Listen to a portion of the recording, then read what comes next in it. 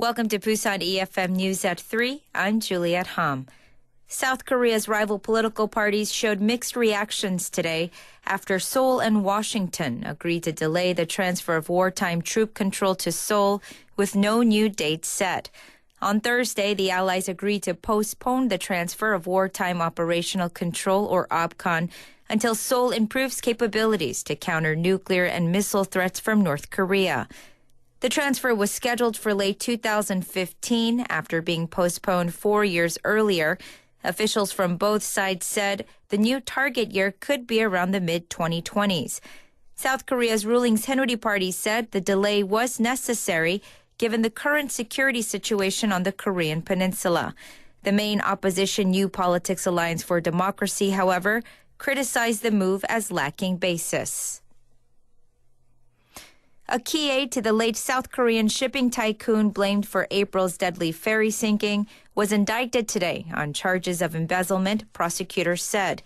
Kim Hae-kyung has been investigated by prosecutors for her alleged role in a series of irregularities, believed to have contributed to the sinking of the ferry Seoul in April.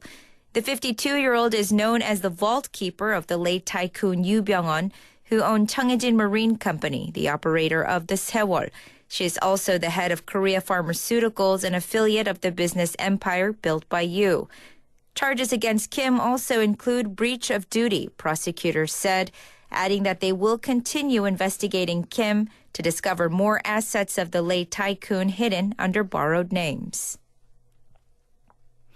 The 10th Busan Fireworks Festival begins tonight with a concert celebration held at 7 p.m. at Busan Civic Park. The multi-fireworks show, the main event of the festival, will be held from 8 to 9 p.m. at Gwanghwaneoli Beach tomorrow, with a variety of fireworks, including a 400-meter in diameter super-size firework that retails for 60 million won will be displayed. Estimates say that 1.4 million people will attend the firework festival, with traffic being completely controlled on Gwanghwan Bridge and roads around Gwanghwaneoli Beach from 6 p.m. to 11 p.m.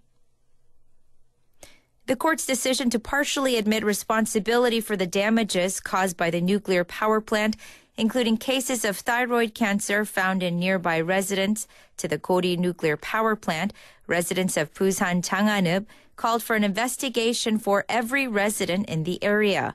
Residents asked the Korea Hydro and Nuclear Power Corporation to determine the number of residents suffering from thyroid cancer and to act quickly to compensate for the damage caused in an official document sent to the corporation.